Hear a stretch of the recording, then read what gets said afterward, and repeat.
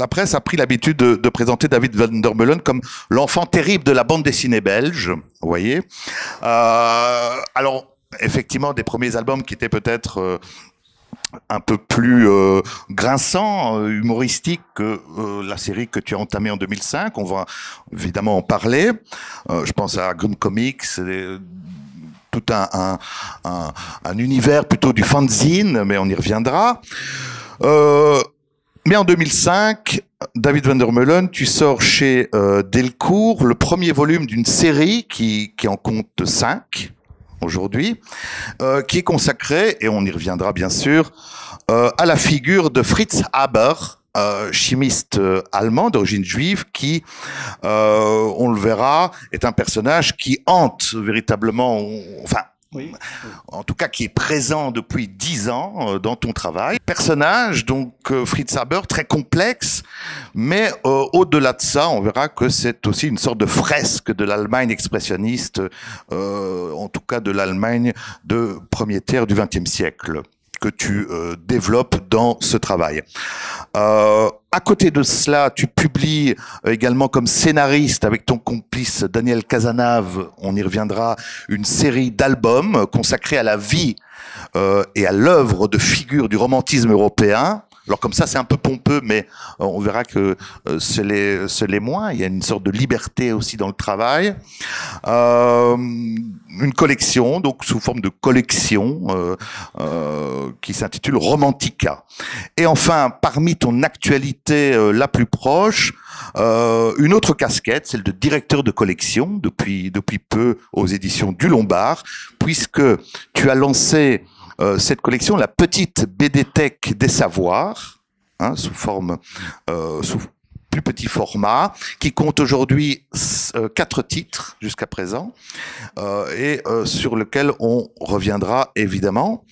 Alors voilà, c'est une très brève présentation, mais peut-être David, pour commencer, on pourrait revenir d'abord sur ton parcours et peut-être dire un mot sur l'univers, le milieu de la bande dessinée belge. Alors, dans une interview que tu avais donnée il y a quelques temps, il y a quelques années, tu disais que finalement tu lisais très peu de bande dessinée et que finalement tu n'étais pas tellement au fait de ce qui sortait de ces avant-gardes, comme certains ont pu le dire. Alors, est-ce que ça a changé depuis ?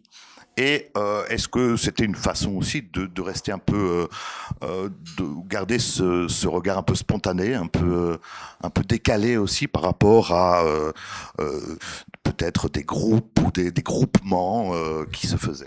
Oui, c'était une façon de rester un peu vierge pour ne pas avoir trop d'images et trop de récits dans la tête quand soi-même on commence à créer.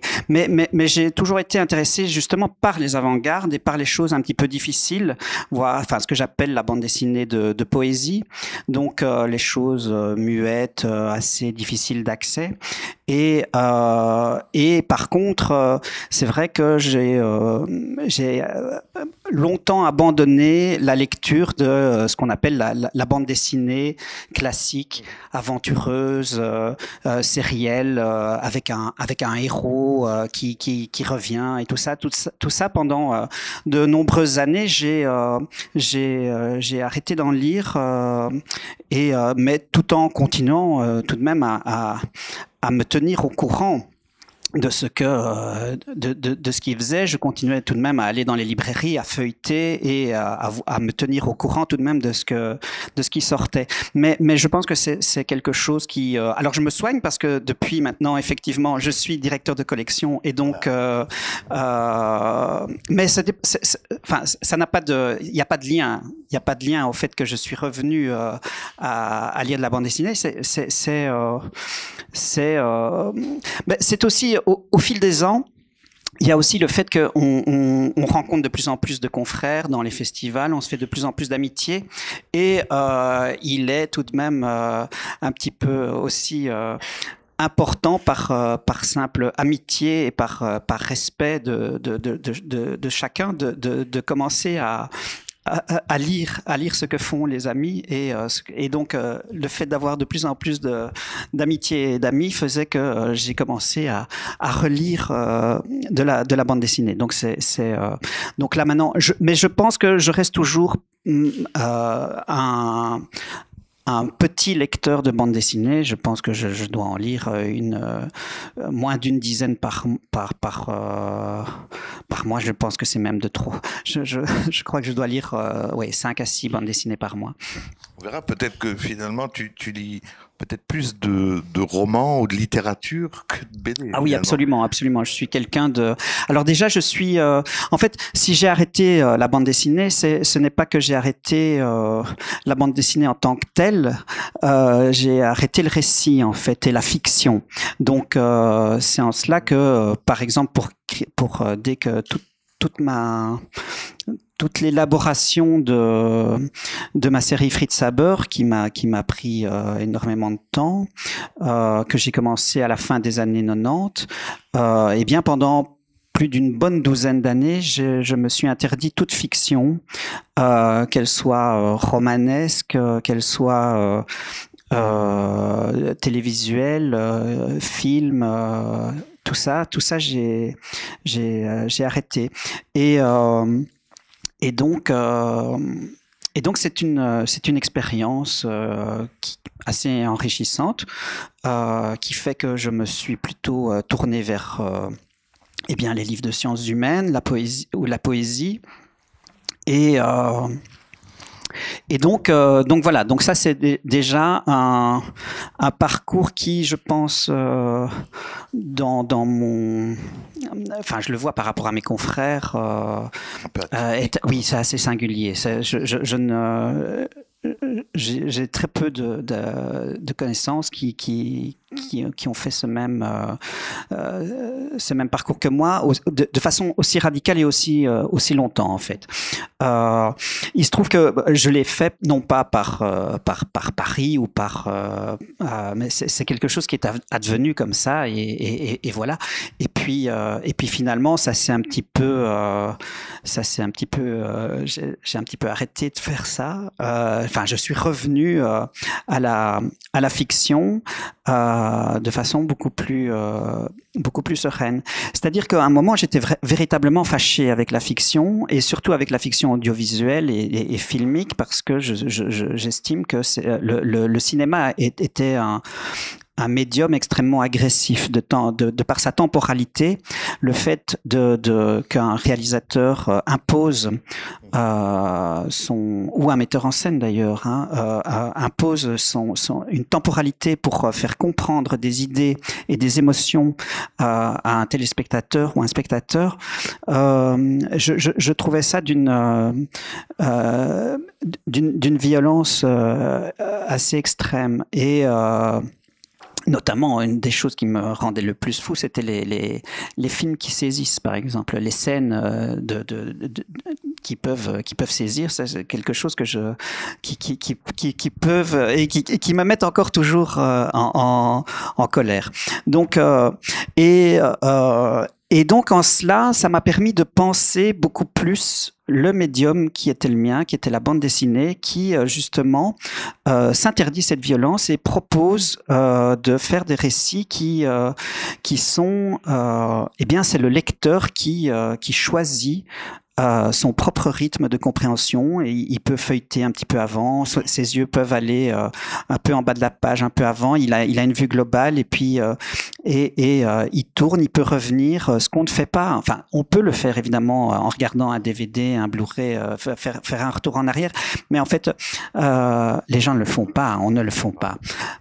Tandis qu'en bande dessinée, en littérature, c'est quelque chose qui est tout à fait naturel, qui est presque même indispensable quand on lit un Dostoïevski et qu'on ne s'y retrouve plus dans les noms et les surnoms. Donc voilà, ben oui, c'est qui n'a jamais fait ça. Donc et c'est ça que moi j'aime bien dans tout ça et je dois dire aussi que je suis assez insensible comment dire, au suspense et alors c'est très curieux parce que ça ne m'empêche pas de voir et de revoir des Hitchcock ou des choses comme ça, mais je peux découvrir un Hitchcock et le téléphone sonne 5 minutes avant la fin, eh bien je vais répondre au téléphone et je ne vais jamais revoir la fin et je m'en fiche totalement. C'est absolument pas du tout quelque chose qui m'intéresse personnellement. Et donc, j'ai en cela peut-être une approche assez atypique de la création et du récit. On pourrait parler du poids des pages de Fritz Haber, qui compte quand même là près de 600. Au total, la série, c'est 600, 650. Là, on est à 600 pages publiées, bon. Oui, sur une série qui devrait en compter un millier, oui. Alors voilà, donc on ne peut pas évidemment inviter David Van der Meulen sans parler de cette somme. On peut parler d'une somme. On peut le dire. Mais alors, bon, on va y revenir. Pour oui, parce qu'en fait, qui te connaissent pas, 600 pages en bande dessinée, c'est vrai que Yann Moix, il fait ça tous les 3 mois. Mais en fait, en bande dessinée, c'est vrai que ça, c'est assez, c'est peu commun, enfin d'autant que je fais un travail en ce qu'on appelle en couleur directe, c'est-à-dire dans une technique et un graphisme qui est assez élaboré, donc et qui prend effectivement beaucoup de temps dans sa réalisation. Donc le premier tome de la série paru en 2005. Alors on a beaucoup parlé parce que finalement à la sortie du livre il y a eu beaucoup de critiques, souvent positives, d'autres moins dans le milieu de la BD. J'aimerais quand même qu'on revienne juste un instant sur le personnage. D'abord, brièvement, comment est-ce que tu le découvres, ce Fritz Haber, par quel biais, et peut-être voir aussi si dès le départ, tu as senti que ça allait te prendre autant de temps, c'est-à-dire là, près de 10 ans, quoi. Oui, plus même, 15 ans, là, je pense que ça va me prendre 20 ans en tout, peut-être même plus. Et effectivement, alors, comme toutes les choses, un peu par hasard, je l'ai découvert en 98 par un ami qui me parle d'un personnage comme ça, qui me parle d'un article qu'il avait lu dans La Recherche, un article qui faisait 3-4 pages et qui résumait la vie de ce chimiste allemand, Fritz Haber, qui est né en 1868 et qui est prix Nobel de chimie en 1918 pour ses travaux sur l'ammoniac à grande échelle. C'était pas souvent chez sa femme. Oui, voilà, il l'a abandonné pour sa carrière. Il a laissé. Alors, il faut savoir que Clara Himmelfarb n'est pas n'importe qui parce que c'est la première femme d'Allemagne et du monde germanique à sortir d'une université. C'était une femme, déjà, les universités étaient déjà ouvertes aux femmes depuis très très peu d'années, et en plus elle était juive, ce qui faisait vraiment pour elle une double peine, et elle a réussi malgré ça à sortir parce qu'elle était extrêmement brillante, elle était chimiste également. Et Haber, qui s'est marié très très tôt avec elle, qui lui a fait très vite un enfant et qui l'a très vite cloîtré dans la maison, a totalement tué la scientifique qu'elle était. Oui, voilà. Donc ça c'est un personnage qui est vraiment pas très sympathique, c'est le moins qu'on puisse dire. Et ce qui m'a vraiment étonné, et c'est pour ça que je m'y suis intéressé, c'est que c'était le meilleur ami d'Albert Einstein et de Chaim Weizmann, qui est plus connu parce qu'il a été le premier président d'Israël. C'était un sioniste très important, un suiveur de Herzl. Et en fait, ce qui nous revient aujourd'hui de ces deux personnages que sont Feynman et Einstein, c'est que, et aussi de Walter Rathenau, un autre juif allemand qui se fera assassiner en 22 par l'extrême droite, premier juif aussi à devenir ministre d'État sous Weimar. Eh bien, ce qui m'a vraiment étonné, c'est que Feynman et Einstein, ils nous reviennent aujourd'hui comme des héros. Et c'est-à-dire qu'en Israël, Feynman est vraiment un personnage totalement intouchable. Einstein a une très bonne presse. C'est vraiment le personnage qui, quelques-uns lui reprochent une lettre au président des États-Unis, mais c'est vraiment très peu de choses sur son parcours. Et je me suis dit, tiens, mais comment se fait-il que des gens aussi bien que ça ont été l'ami de ce Haber? Est-ce que ça veut dire qu'il n'était pas si vertueux que ça, ou est-ce que cela veut dire que Haber était peut-être moins salopard qu'on ne le laisse entendre? Au-delà du personnage, c'est toute une fresque, toute la cartographie de cette Allemagne, de la République de Weimar notamment, de cet expressionnisme allemand. Et là, on le sent effectivement qui t'inspire aussi. Je veux dire, on est voilà, il y a dans Murnau, dans Dublin, Berlin-Alexanderplatz aussi, oui, avec un peu les images. Je sais pas si vous voyez de cette fresque aussi cinématographique de Fassbinder avec le personnage de Biberkopf, etc. Enfin.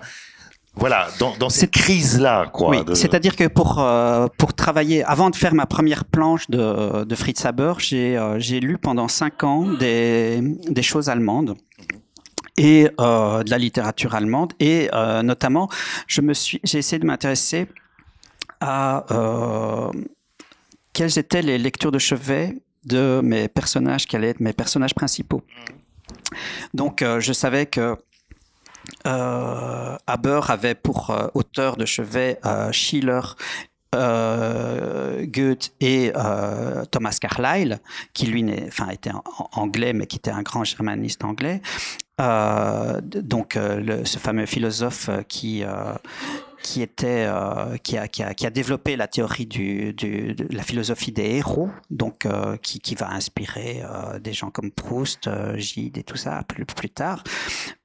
Et par exemple, Einstein, il était fan de Heinrich Heine, et comme ça, en fait, je me suis procuré tout ce qu'il y avait de disponible de ces gens-là, et j'ai lu tout Heine, j'ai lu tout Schiller, j'ai lu tout Carlyle, pour essayer de comprendre comment, et je lisais ces textes en disant, mais comment ces gens-là ont voilà, c'était leur héros de littérature, et comment ils ont réussi à vivre et à comprendre ça. Et donc, en fait, l'idée, c'était aussi de comprendre une époque à travers aussi les idées et l'histoire des idées. C'est pour ça qu'il y a énormément de citations qui parcourent mes bandes dessinées. Et en fait, il y a des citations. Chaque citation est extrêmdes choisie et pointue. Et elle peut être lue comme quelque chose qui ricoche dans la scène qui va suivre, dans une des têtes des protagonistes, comme quelque chose qu'il a lu, et qui ricoche dans la situation dans laquelle il est. Et je vais jusqu'à pousser l'exercice à ce que il n'y a aucune citation qui si on est en 1906, eh bien, il n'y aura jamais une citation de 1907. Et il faut que la citation soit traduite en allemand à cette date-là et tout ça. C'est vraiment quelque chose que je vais essayer de travailler très précisément, de façon même précieuse. Alors on peut croire que c'est quelque chose qui est comme ça, une petite marotte et un petit quelque chose qui. Mais en fait, je me suis rendu compte que plus j'étais investi dans ce genre de détails, plus en fait les lecteurs ne comprennent pas tout de suite, mais ils comprennent qu'il y a un travail derrière. On aurait pu parler aussi de la technique que tu as utilisée, qui est aussi en cohérence complète avec le propos, puisque c'est une technique, bon, je ne sais pas si tu sais en dire quelques mots, une mixte, l'aquarelle. Oui, alors c'est une technique qui est un peu chimique en fait, puisque voilà, c'est comme voilà. Il me fallait parler d'un chimiste, il me fallait trouver une technique qui est un petit peu spéciale. Donc en fait, ce sont des aquarelles dans des teintes brou de noix, mais c'est pas de la brou de noix, c'est des teintes sépia. Qui sont en fait rehaussées à l'eau de javel, et la propriété de l'eau de javel, c'est que quand elle est placée vraiment vive comme ça sur des pigments des collines, eh bien, elle mange totalement les pigments jusqu'à ce que rendre le papier totalement blanc. Et donc c'est un travail ici, voilà, on voit très bien ici sur ce genre d'image.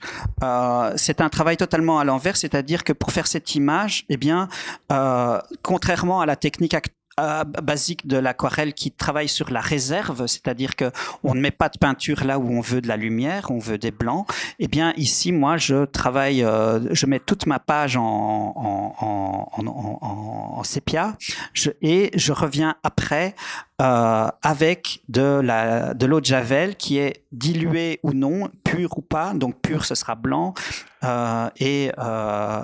et un petit peu dilué, ce sera un peu, ce sera des mi-teintes. Et donc voilà. Et donc ça, c'est un travail qui est un travail totalement à l'envers, et qui propose des contrastes très particuliers et des flous aussi très particuliers. Et c'était pour moi une façon. Alors c'est pas une coquetterie non plus. C'est vraiment quelque chose que j'ai vraiment pensé dès la base de mon travail.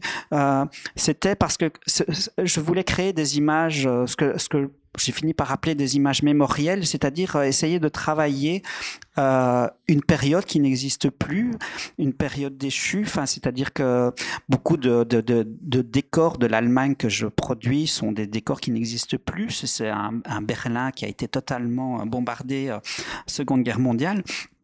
Et en fait, ce que je...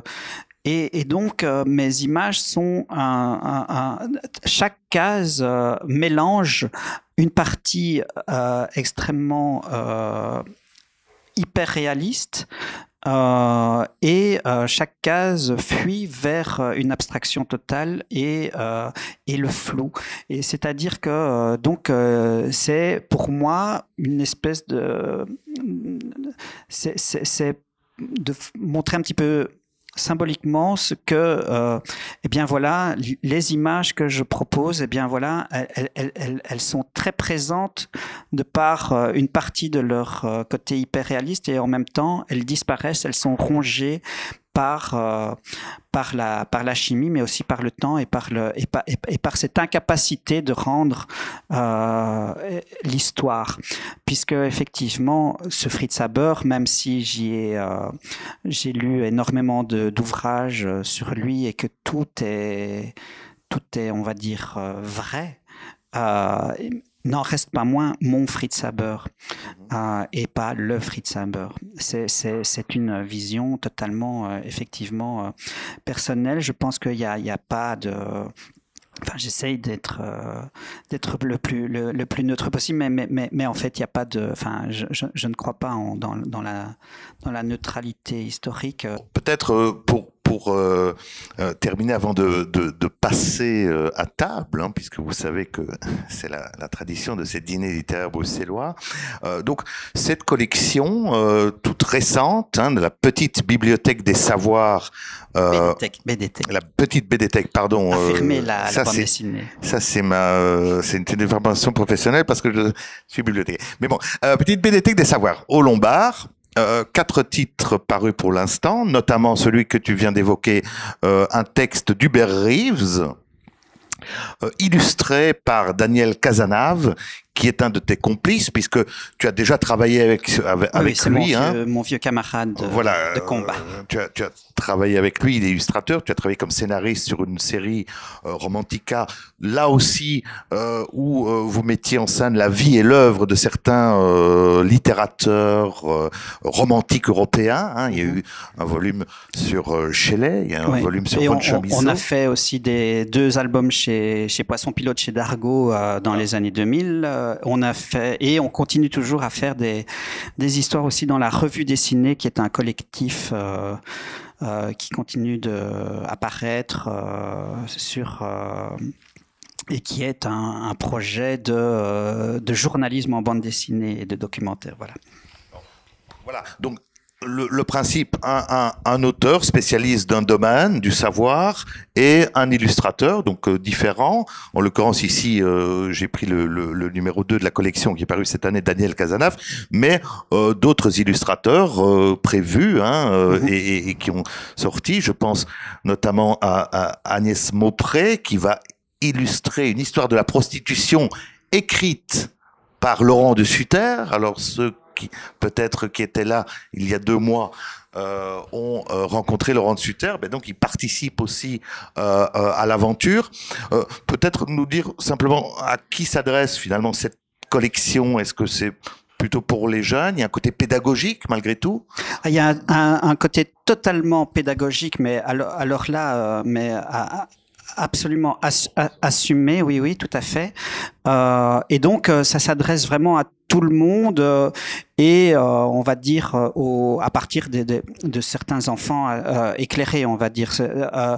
Il y a pas vraiment de règles. C'est un peu au primaire, quoi. C'est un peu au cas par cas, mais c'est-à-dire qu'on a fait par exemple un titre sur les requins, on a fait un titre de zoologie donc sur les requins avec un requinologue qui s'appelle Bernard Serret, qui est vraiment une sommité mondiale. Et on a de la chance, il est français, parce que on travaille, Nathalie et moi, qu'avec des auteurs, des spécialistes français parce qu'on fait beaucoup de titres, et donc voilà, ça c'est déjà une de nos exigences, voilà.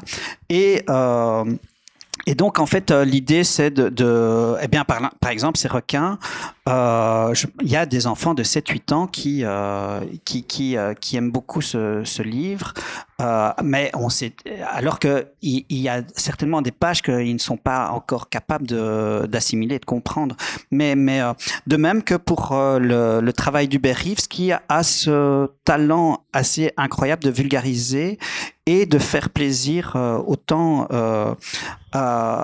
aux personnes de son âge que aux enfants à partir de 9-10 ans. Donc, je dirais que on va dire que on préconise plutôt que les titres sont pour on va dire les grands ados, voilà, 13, 14, 15 ans, et voilà. Et bon, il est certain que le livre de Monsieur de Sutter sur l'histoire de la prostitution, on ne le mettra pas dans les mains d'un enfant de 8 ans, et à son grand regret, mais mais bon. Passons. Et donc, voilà, signaler quand même aussi qu'à la fin de chaque volume, il y a une courte bibliographie aussi d'ouvrages qui permettent d'aller un peu plus loin, soit dans le thème. En fait, l'idée, c'est vraiment de faire des que sais-je en bande dessinée. Ouais, ça, voilà, et donc de proposer une collection qui aborde vraiment tous les sujets, qui soit des clés d'entrée sur tous les sujets. Donc comme ça on fait de la sociologie, de la théologie, des sciences dures. On va travailler avec Ivar Ekeland, qui est un grand mathématicien, un des plus grands mathématiciens. Alors c'est ça aussi le plaisir, c'est d'aller chercher Nathalie et moi, on va vraiment aller chercher une fois qu'on a un thème choisi, on va aller chercher les spécialistes, mais les plus, on va taper le plus haut possible, quoi. Et c'est d'aller aussi de façon totalement, enfin, sans avoir peur et d'aller frapper à la porte et de dire voilà, est-ce que vous voulez faire de la bande dessinée, et de façon très très étrange. Ça, c'est la plus belle surprise, je crois, de l'aventure jusqu'à présent, c'est que eh bien, les personnes que l'on contacte ben, sont toutes très... oui, on a très très peu de... très très peu de gens qui nous disent ah non, ça ne nous intéresse pas du tout.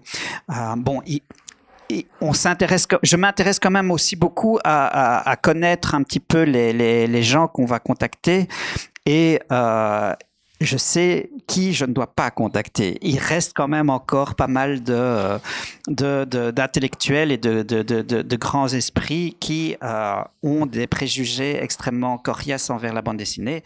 Et donc... mais d'habitude, ceux-là se font assez vite remarquer dans les médias avec ça, et donc et ça c'est absolument peine perdue. Je ne suis absolument pas là pour essayer de convaincre ce genre de personnage. C'est pas mon but. Voilà, moi, mon idée, c'était... Mais par exemple, Hubert Reeves n'était absolument pas convaincu il était même très réticent, et il pensait que la bande dessinée n'était absolument pas capable de traduire que le médium n'était pas absolument pas capable de traduire la finesse de son discours. Et ça, c'est une grande joie que Nathalie et moi nous avons eue quand le livre s'est terminé, et quand Hubert a travaillé plusieurs fois et sur les moutures de ce livre, de cette bande dessinée. Et bien maintenant, Hubert ne jure que par la bande dessinée, et il est absolument convaincu que c'est un médium qui a ses spécificités. Qui est capable aussi de rendre une complexité. Oui, mais qui est aussi capable de rendre une complexité qu'elle n'a qu'elle seule, en fait. Elle a cette particularité de pouvoir raconter les choses de façon totalement différente que si c'était de la littérature ou si c'était de l'audiovisuel. La bande dessinée permet de faire des passages très saccadés, des syncopes comme ça, de passer vraiment du coq à l'âne, et que en fait tout cela arrive par un jeu de couleurs et un jeu de narration à défiler sous les yeux de façon extrêmement fluide. Ce qui serait absolument impossible et qui rendrait les choses très très étranges si c'était traduit image par image dans un film audiovisuel. Maison de la France.